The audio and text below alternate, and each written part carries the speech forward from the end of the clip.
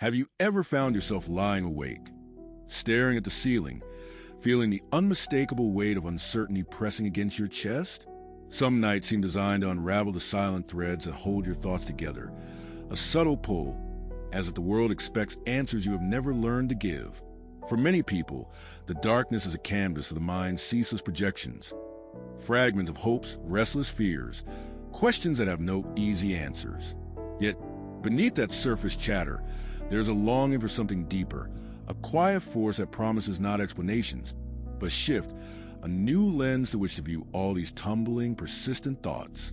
Maybe you recognize that peculiar ache, the desire to believe not just in possibilities distant as stars, but in a gentle architecture beneath your reality, quietly reshaping what is to come.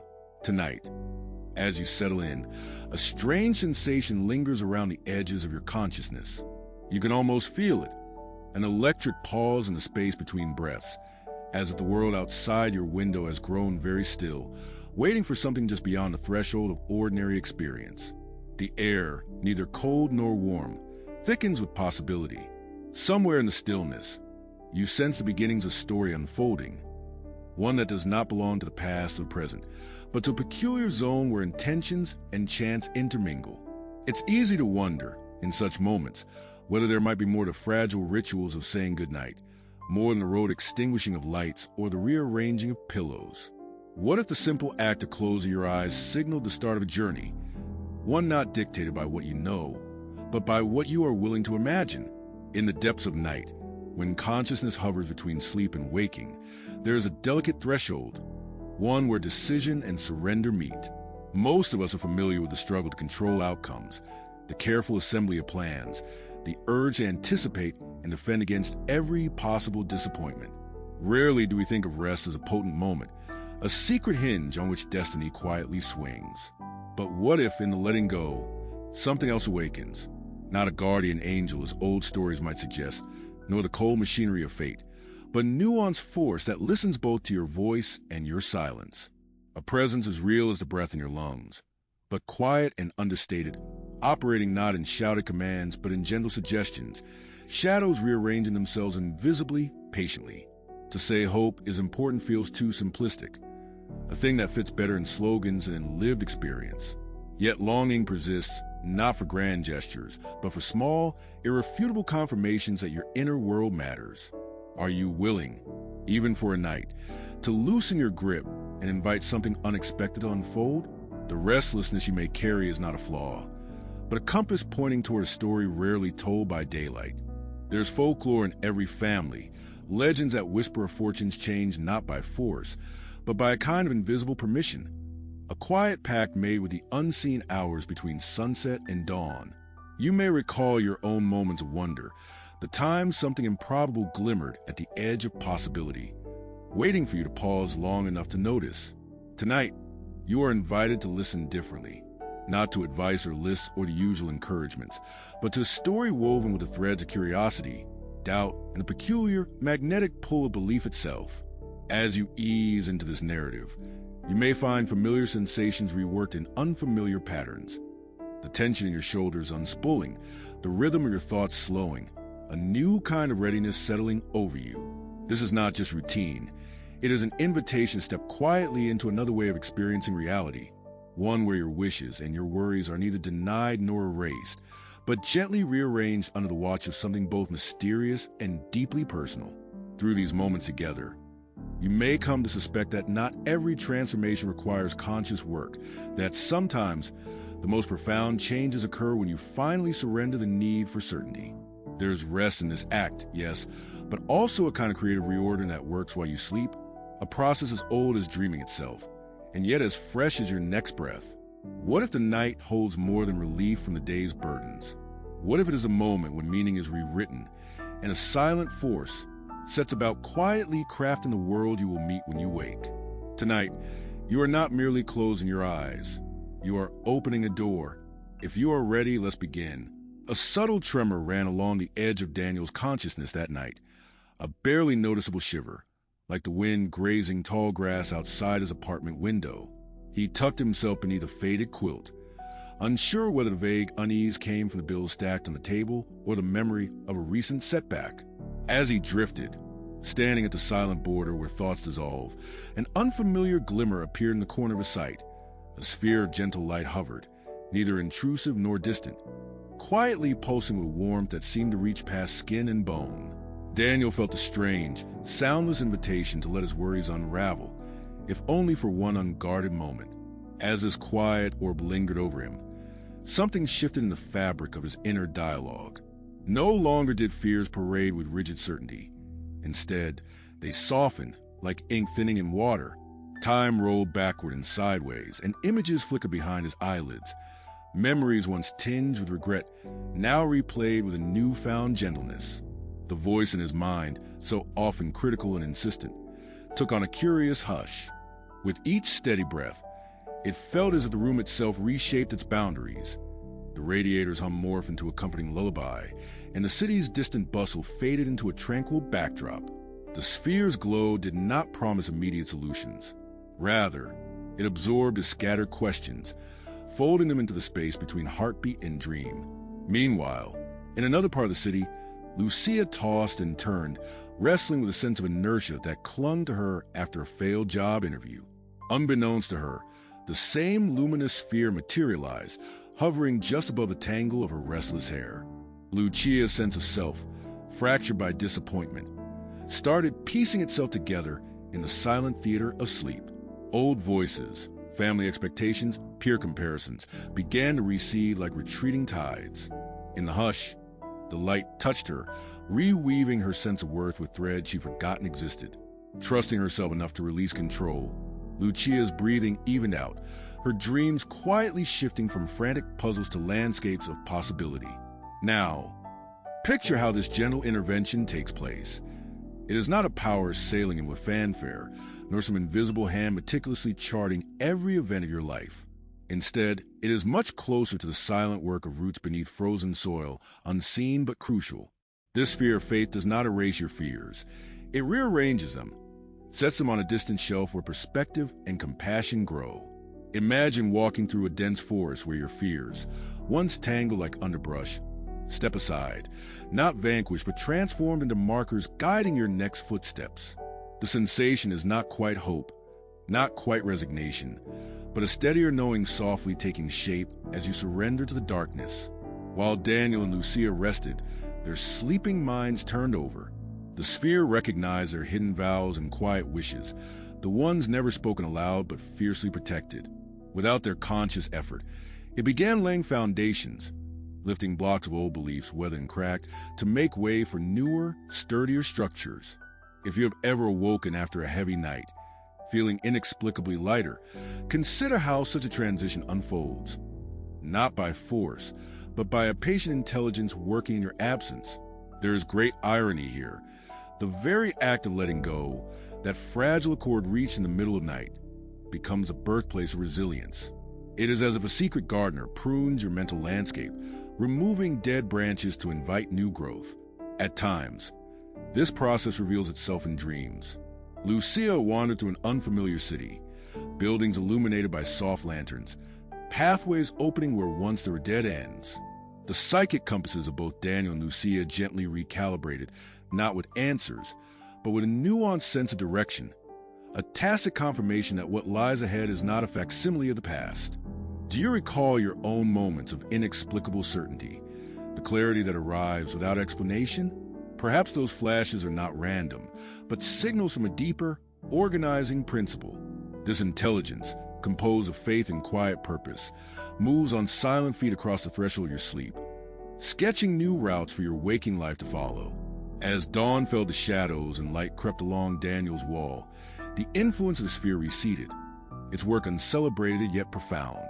He awoke with a feeling that something intangible had shifted, like a lock clicking softly open in some interior chamber.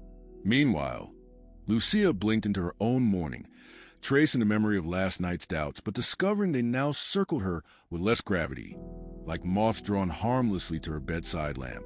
Faith then doesn't shout. It hums reassuringly in the background, laboring furthest when you surrender control. Consider, the next time rest beckons you, whether that gentle hand is already at work, redesigning the scaffolding for the future you dare to imagine. Amelia, a sculptor whose hands were perpetually dappled in traces of clay, faced a dilemma that gnawed at the edges of her ambition. In her cramped studio, with city lights flickering beyond frosted window panes, she began a work utterly unlike any before, a figure meant to capture the evolving expression of hope, contorted by both longing and surrender. Yet, after weeks of tentative shaping, she stalled. Her palms hovered over the rough surface, unable to decide which details revealed the essence and which disguised it.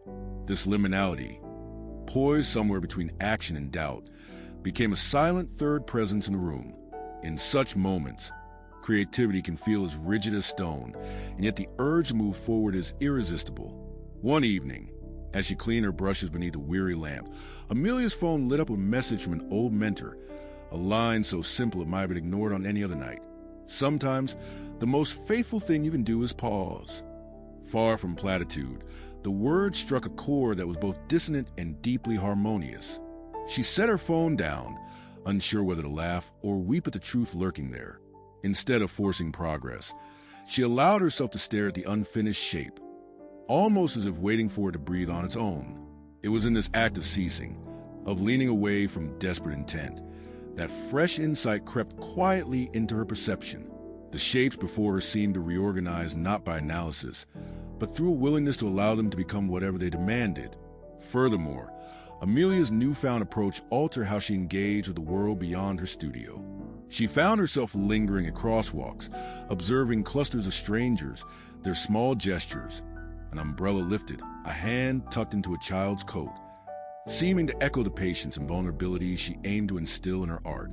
The city, typically an engine of relentless velocity, now revealed a hidden rhythm, the slow circling of dusk, the breath between words shared by people in cafes, raindrops tracing haphazard paths down taxi windows. Life, she realized, possessed an architecture of pauses, as well as progress. Faith, in this context, was less about relentless trust in an outcome and more discreet surrender to these in-between spaces where nothing obvious was happening, yet everything was subtly transforming. Diving deeper into this paradigm, Amelia began experimenting with how small shifts in routine could open doors she hadn't anticipated. Rather than sketching out the entirety of her next project before lifting a single tool, she would sit quietly, sometimes with eyes closed, attuned to the slight sounds of her studio, the settling of walls, distant laughter from the stairwell. In these fragments of stillness, she unearthed solutions not through sheer will, but by allowing stray possibilities to surface of their own accord. Paradoxically, the less she tried to command the process, the more the clay yielded unexpected forms, some delicate, others raw and bristling. This uncommon trust had ripple effects in Amelia's relationships as well. She noticed that disagreements with her partner no longer drew from her the same urgency to resolve everything at once. Instead, she let disputes stand untouched overnight, offering an unspoken faith that a respectful silence could be as nurturing as dialogue. Over time, these silent intervals yielded greater intimacy, allowing both partners time to revisit conversations with gentler edges. Consider, from your vantage point, how often you replace rest with restless fixing, convinced that absence of action is a kind of giving up.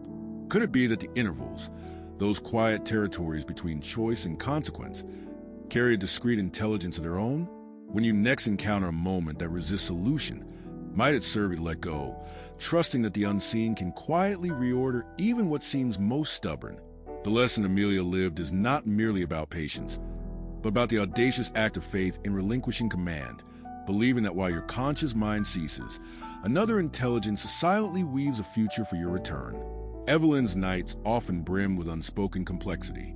Beneath the surface, her mind teemed with elusive questions not even daylight could confront. Questions about belonging, about whether her silent efforts at work or at home truly mattered. One early spring evening, as a gentle rain pattered against her window, her restlessness drew her toward a small, overstuffed notebook where, over the years, she'd scribbled wishes, doubts, and fleeting lines of poetry. While absently flipping through the pages, she noticed a simple line she'd written months before. "Who listens when I stop speaking?" The words pulled at her, not seeking answers, but presence. Deciding to surrender to this gentle tug, she set the notebook aside and sat by the window, letting darkness spill over her shoulders and refusing, just for tonight, to silence the questions with plans. As hours passed and the city's noises softened into the low hum of distant traffic, Evelyn allowed herself to drift inward. She was not searching for solutions. Instead, she gave her mind permission to wander through uncharted territory, something she rarely dared in the measured pace of her waking life. In that liminal state, a memory from childhood surfaced, her grandmother's weathered hands braiding her hair, whispering riddles about the moon's secret language. The recollection was vivid and tactile, woven with the scent of lavender and the steady, grounding rhythm of ancient, forgotten songs. Just as suddenly, Evelyn found herself wondering what other stories might be hiding in the folds of memory, untransformed because she never allowed them the space to breathe. By simply giving up the need to steer her thoughts, she uncovered chambers of identity that years of control and routine had kept shuttered. In that vulnerable, receptive silence, the boundaries between past and future blurred. She sensed almost physically how her buried anxieties about being overlooked had organized her days. The extra emails to her boss, the careful orchestration of family outings, the way she'd internalized the role of fixer for everyone's minor crises. Now, without forcing any direction, she recognized each of these habits as small, exhaustive rituals grasping for reassurance. What perplexed her wasn't the persistence of these patterns, but how quickly they softened once observed without judgment. She whispered aloud, perhaps to herself or to the room, "Maybe being seen starts with seeing myself." There was a note of wonder in her voice, as if the act of voicing that possibility allowed a fresh current of imagination into the stagnant pool of self-doubt. At the very same moment, across town, an old friend named Sam sat at a deserted tram stop, caught in a spiral of what-ifs about his next career move. Headlights drew wavering lines across wet pavement, illuminating the sheen of rain on his shoes. Instead of scrolling through his phone or reassessing his resume, he let his attention drift to the world around him. The rustle of leaves slapping against metal, the faint scent of ozone after the rain. For the first time in ages, he wasn't rehearsing explanations for failure or conjuring future disasters. He felt, deep in his chest, an unfamiliar kinship with the restless city, each element humming with its own agenda independent of his anxiety. That simple act, attending to the world without striving to alter it, introduced a subtle recalibration he couldn't name, but sensed in the rhythm of his breath as he finally boarded the tram. Neither Evelyn nor Sam solved their problems that night. No epiphany swept in to erase insecurities. Yet both awoke the next morning with a softened vigilance, as if a gentle intelligence had taken their nights under care and, in that unsupervised space, repositioned the roots of their most persistent worries.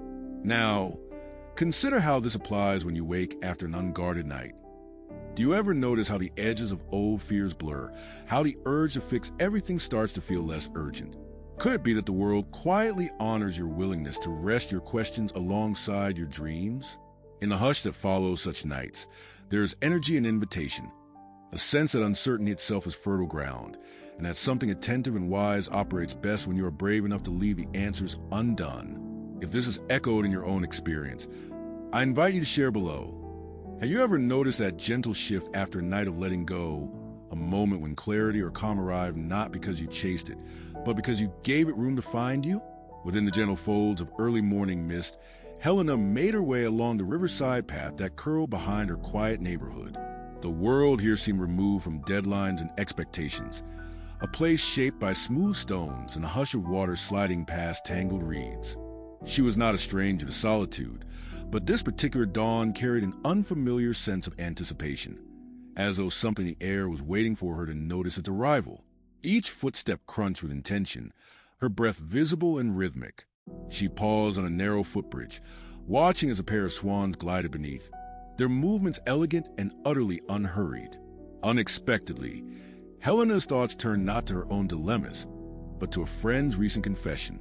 Only days earlier, Julian had shared his frustration at struggling to change the entrenched habits that seemed to block every new opportunity in his life. He spoke of invisible barriers, a sense that his best plans always went awry, as if some undercurrent pulled him back at the most critical moments. Recalling his words against the backdrop of the steady river, Helena felt an impulse stir within her. What if change required not another plan, but a different vantage altogether? She looked up, noticing a low branch dipping toward the water, its reflection shimmering in the current, rather than break under its own weight. The branch seemed to yield, an effortless adaptation. That image planted itself in Helena's mind, encouraging a fresh approach as the day unfolded. Later, at a small cafe, she found herself seated beside a stranger. The man, middle-aged and faintly disheveled, was muttering over the pages of a battered book. Sensing his distraction, Helena caught his eye, offering a gentle smile. They exchanged awkward greetings, but soon their conversation veered into subtler territory. The man revealed that he was a gardener by trade, hired to revitalize a neglected park across town. "The soil's been compacted for years," he admitted wistfully. "Been trying every trick I know, but nothing grows." This simple confession struck a chord, another story of apparent stagnation, but from the realm of the earth itself. Rather than prescribe advice, Helena listened, truly absorbing the nuances in his tone, the resignation, but also the faint trace of hope. He described how, out of desperation, he had stopped tilling the ground entirely, letting seasonal rains rework the soil naturally. Slowly, what had once been hardpan began to soften, inviting wild violets to emerge, delicate and determined. As he spoke, Helena recognized in his story a parallel to her own uncertainties and to Julian's frustrations. Sometimes, life reshapes itself through processes too subtle to orchestrate, a slow filtering, like silt settling along the riverbed, or patience playing out in the quiet rest between storms. Shifting her focus inward, Helena questioned the invisible patterns guiding her own behavior. Was she, in pursuit of tangible progress, missing the value in these quieter seasons of preparation? The knowledge dawned gently, without panic or regret. Her anxiety about needing immediate answers loosened its grip. In this pause, she noticed details previously overlooked.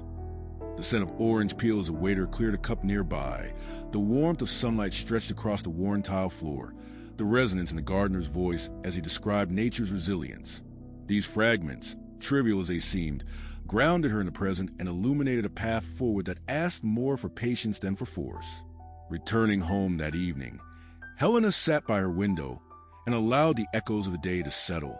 She pictured the swans, the yielding willow branch, and the resilient wildflowers breaking through softened soil. In that montage, the lesson revealed itself. Profound change often germinates beneath the surface, responding to the gentle pressure of time and acceptance rather than relentless effort. Now, as you reflect on your own journey, ask yourself, where might you be called to yield instead of push, to give space for renewal instead of insisting on control? The most enduring transformations, after all, rarely announce their arrival but appear quietly, in the subtle shift of light at dawn, or the tender roots reclaiming ground left fallow. That afternoon, as light fell in gentle slices across the wooden kitchen table, Matteo found himself transfixed by a seemingly trivial problem. His daughter, Ines, had returned from school with a science project, a small terrarium in which nothing would grow. The soil, dark and unyielding, had refused every seed, whether sunflower, marigold, or bean. Ines's frustration simmered in the silence as she watched her father gather tools, a worn spoon, a glass of water, and a magnifying glass passed down from his own grandfather. "It's pointless," she muttered, but Matteo, with the quiet patience of someone used to the stubbornness of living things, only smiled. "Let's look inside," he suggested. Crouching to her level, he held the terrarium beneath the light. The glass revealed not only the specks of soil, but tiny patterns of condensation clinging to the walls. "See," Matteo whispered, "not all life begins where we can see it."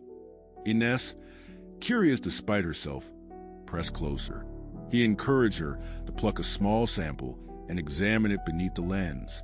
To her astonishment, minute filaments, almost invisible veins, had begun weaving through the darkness. Though nothing yet broke the surface, unseen labor was well underway. This new perspective shifted her disappointment into wonder, as if the mystery beneath the soil invited hope rather than impatience. Simultaneously, this vignette awakened a memory in Matteo of his own youth. Long evenings spent by the riverside, skipping stones of his older brother, who had once explained that water, though appearing graceless against hard rock, would eventually carve deep channels with no visible force. That lesson now seemed to circle back, echoing through his fatherhood. He realized, as he comforted Ines, that sometimes the most tenacious forms of growth do not respond to willpower or careful planning. They emerge from sustained, quiet pressure. The analogy took root as Ines, wide-eyed, proposed documenting each day's changes, eager now for signs she might have missed before. Consequently, as the days passed, father and daughter grew attuned to the subtle drama unfolding within the glass. Their routine, previously rushed and perfunctory, morphed into an act of collective attention. They noticed how different angles of sunlight produced tiny climates within the terrarium, how droplets gathered and vanished, how the scent of the soil mellowed ever so slightly with each week. In their attentive ritual, Ines learned not just about biology, but about the capacity for faith to manifest when control is put aside.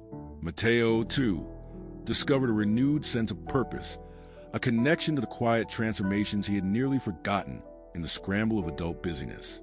Yet, another facet of this experience emerged when Ines presented her seemingly unchanged project at school. Her classmates scoffed, expecting proof of dazzling results. One child even whispered, "It's empty," she failed. The teacher, however, asked Ines what she had learned. Emboldened by curiosity more than embarrassment, Ines recounted the hidden networks forming just beneath the surface. The room fell unnaturally still, a dozen minds collectively leaning into the possibility that failure might simply be patience masquerading as defeat.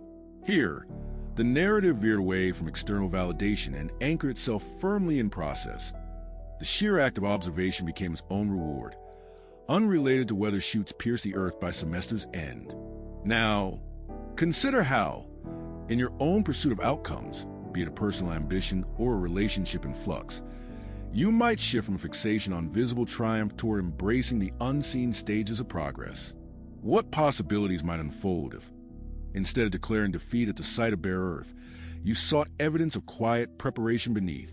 The next time you confront resistance or apparent stagnation, try pausing, allowing yourself to linger with the unknown, even celebrate it. Sometimes, the most profound beginnings are those at which nothing yet stirs above the surface. Faith at its most luminous acts not on what is already manifest, but on what has not yet dared to show itself. That particular evening, Jesse lingered at the edge of a quiet rooftop in the middle of a bustling city, the hum below blending with the distant peal of thunder. The sky, battered and bruised with the promise of rain, seemed suspended on the verge of release.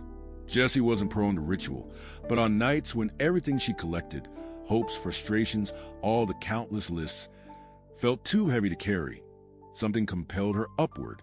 With a battered notebook under her arm and a thermos of tea cradled in chilled fingers, she stood at that unlikely perch, letting the swirling wind tease out strands of thought she could barely name. She had always wondered if there were moments when uncertainty itself became the raw material for something vital. If being lost on purpose could open up a new kind of clarity. Unexpectedly, a door creaked open behind her. Malik, a neighbor whose laughter often rose up through the stairwell, stepped out into the drizzle with a chessboard tucked beneath his coat. He blinked in surprise, then grinned, setting up a game between two worn wooden pieces on a low ledge. "Couldn't sleep," he admitted sheepishly, "and rain makes me want to play the long game." Jessie considered declining, her mind a tangle of other worries. But instead, she sank down opposite him, curiosity flickering to life. With each move, their conversation circled around the notion of surrendering strategy, a paradox familiar to both. Malik, meticulous in his early rounds, confessed that he'd lately started playing openings he didn't understand, encountering chaos with deliberate recklessness. For him, the point wasn't victory. He was searching for something between moves, an improvisational wisdom that crept in only when routine was discarded. Jessie found herself responding in kind. She shared stories of her own projects gone awry, times when only letting things unravel revealed a hidden seam, an alternate route or solution nested inside apparent disorder. As rain grew heavier, noise and distraction blurred into a tender rhythm. Their game drew out not just tactical skirmishes, but stories too unwieldy for ordinary daylight. Jessie recounted the scientist she'd met on a train journey who claimed that his greatest breakthroughs came, not at a lab bench, but during long, aimless walks after abandoning rigid hypotheses. Sometimes you have to stop looking so hard to see what you need, he'd insisted, and the phrase stayed with her now, humming beneath the rooftop's shivering light, momentum shifted by degrees. Malik, brushing water from a night, described how his grandmother used to bake bread without recipes, relying solely on feel and intuition, trusting the dough to teach her what it wanted. This ancestral wisdom, passed flour dusted from hand to hand, seemed, to Jessie, akin to stepping back in trust rather than pressing forward with force. The bread sometimes deflated, sometimes soared, but the kitchen was always filled with a scent of possibility. Through these exchanges, the city around them became a kind of echo chamber for their vulnerability. Cars hissed through puddles below, neon signs flickered in the distance, and above it all, the sky finally released a steady shower. They stayed, sheltered but exposed, realizing together that most moments of genuine shift, whether a change of heart or a leap of imagination, require risking a loss of control. Each move on the chessboard mirrored a larger truth. Relinquishing the need to direct every outcome could transform the unpredictable into an ally rather than an enemy. By the time Jessie gathered her things, the storm's intensity had softened to a murmur, and the chess game lingered unresolved, like an opening to something unfinished but alive.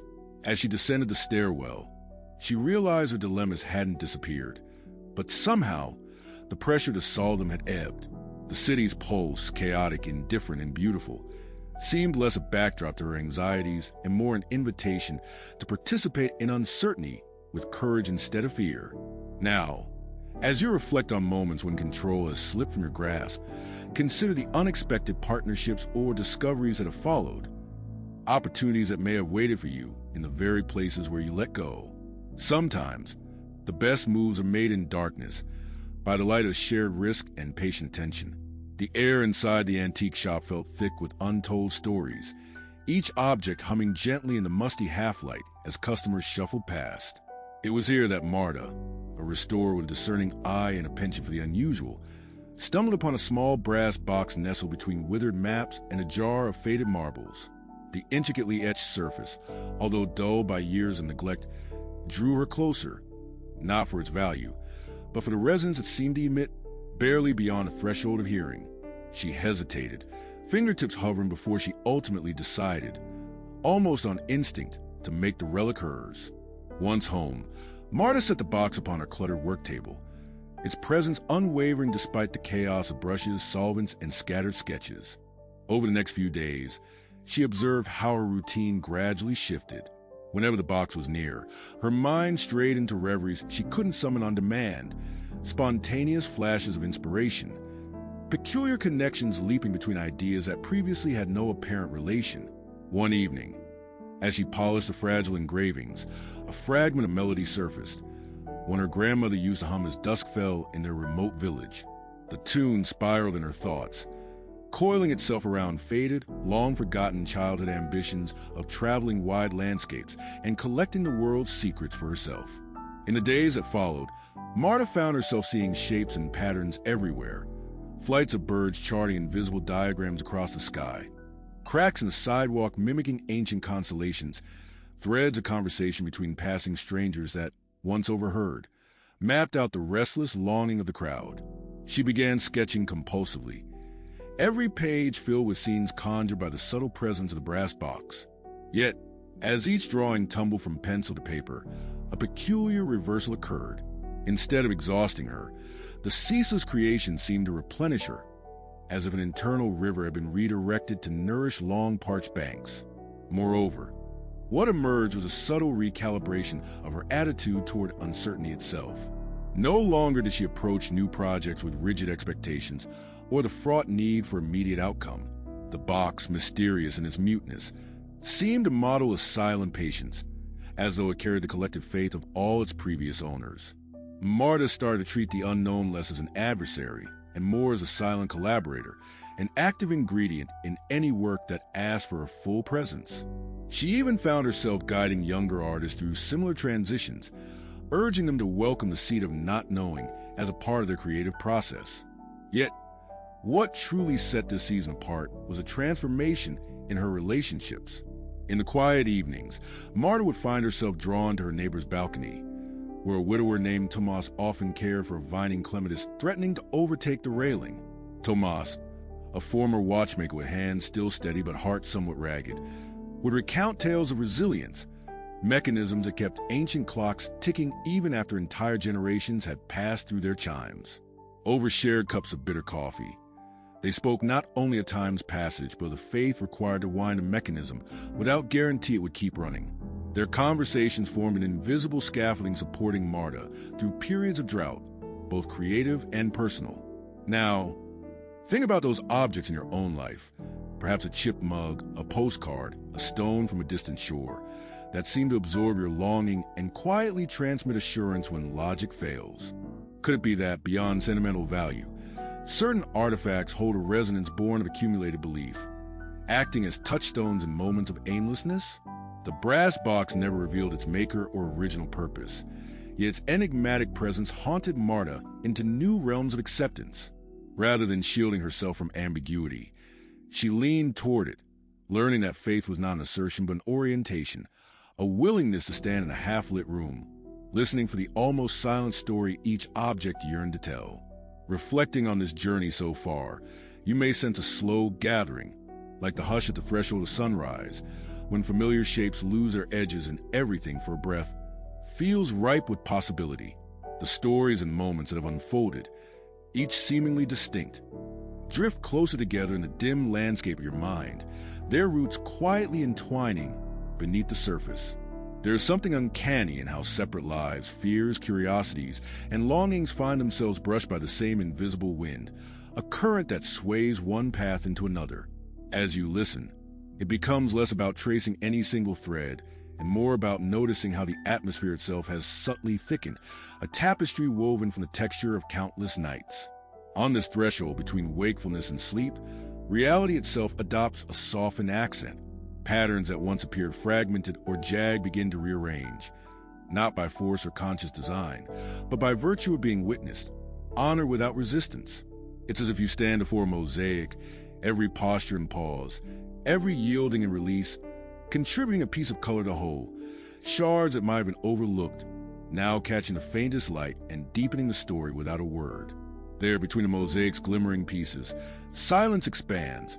A fertile soil with a residue of hope and uncertainty mingles, unnamed yet beautifully undeniable. In the descending hush, you may recognize that a kind of quiet organization has unfolded, like tiny seeds plotting new roots beneath the reach of frostbitten ground. What first appeared as a patchwork of random encounters, isolated gestures, or ephemeral insights now pulses gently, revealing the undercurrent of something both ancient and intimately personal. It is almost as if, by letting go of the threadbare urge to predict or control, the narrative itself responds, shifting, yielding, growing denser with the promise of something yet to be. This is less a realization than a sensation, a recognition that you are part of something quietly gathering force. Even as you lay your plans aside, against this half-lit backdrop, anticipation builds not as anxiety does, sharp and consuming, but as a soft tension, the space between inhale and exhale. The boundaries between past certainty and future potential seem to blur, and there is comfort in the ambiguity. You may recall the way shadows move at the edge of lamplight, how at certain hours they feel less ominous and more like companions on the verge of speaking. It's in these moments, suspended on the cusp, that you notice the landscape within you has changed, subtly perhaps, but unmistakably. Old certainties have softened. New questions spark gently in the quiet. Should you find yourself, even now, torn between holding on and letting go, remember, the stories that linger, the tensions you felt, the invisible rearrangements in your thinking, these are not interruptions but invitations. Every gesture, no matter how fleeting, holds within the momentum of many winters turning to spring. The lessons veiled in metaphor and memory are not seeking resolution but readiness, a cultivation of space where the unexpected can take root. You, as listener and dreamer, have woven your own meanings into this evolving fabric. With each inward step, the distance between what you fear and what you hope shrinks, turning every uncertainty into a nascent possibility. It is in this liminal terrain, neither wholly awake nor fully asleep, that the subtle intelligence you've glimpsed moves with greatest fluency. Feel, in this moment, that gentle vibration at the intersection of caution and curiosity, as if the next breath carries with it a hint of undiscovered potential. Now, as the night presses gently at your door, let yourself dwell for a moment longer in this gathering field, a space seated by everything you have carried here. For just a breath, hold the awareness that something quiet, attentive, and utterly unique to you prepares a way forward, arranging the pieces in silence. With the horizon still hidden, you are invited to pause, watchful and receptive, sensing not the end, but the rich expectancy of something essential on the verge of unfolding. As dawn pressed gently at the skyline, the city's hush intermingled with the soft rattle of life returning. In that tender interval between night's surrender and the certainty of day, Daniel woke, surrounded by the faint, golden glow that had lingered like a promise above his bed. He stretched, not with the automatic urgency of someone rushing toward another cycle of tasks, but with the slow, assured movement of a man woken by something kinder, possibly a sense that, despite everything life had demanded, a new ground had quietly taken shape beneath him. Lucia, in her narrow kitchen, traced the rim of her coffee mug, captivated by a strange certainty that tugged at her chest. Where the air had so recently bristled with the static of mischances and doubt, now suffused an unfamiliar confidence, delicate but undeniable. She wandered the window, pulled by curiosity rather than anxiety, and watched the world unfurl. Sidewalks, once mere channel for her worry, seemed to pulse with an invitation. Today, too, could be rearranged. As the morning breeze played in her hair, Lucia caught herself smiling, not because of sudden lottery of luck, but because the heavy stones of the night before it shifted, making space inside her heart for something lighter. Elsewhere, on that same morning stretch, Amelia dipped her hands into the cool water of her studio sink, clay spiraling away in soft ribbons. The piece she had feared unfinished now beckoned her not with a call for perfection, but with the quiet patience to see what new pattern her hands might discover. Shapes formed and dissolved, mirroring the silent, unseen intelligence that had quietly toiled in the background while she rested. She hummed to herself, her song matching the rhythm of distant birds, the kind of tune one learns only by living through both the doubt and the dawn. The residue of past failures, instead of marking limits, had become the rich substratum out of which a new faith grew, one woven not from grand declarations, but from the gentle experience of surrender. Through different doors and different dreams, each of these lives moved forward, carrying the invisible craftsmanship of faith's nightly labor. It was not a faith rooted in naive optimism, nor merely the absence of fear, but rather a lived, breathing force, something quietly reordering the soil beneath regrets, drawing strength not from the certainty of outcomes, but from the willingness to let go. This was the core the night story had delivered, a truth gentle yet indelible. Reality bends not only to the commands of anxious waking, but even more so to the intelligence that arranges itself in our surrender, the patient, glowing presence that tends to our future as we rest, unconcerned with the clocks and alarms that govern our days. In the quiet aftermath, the city trembled awake with a peculiar harmony, ordinary and miraculous all at once.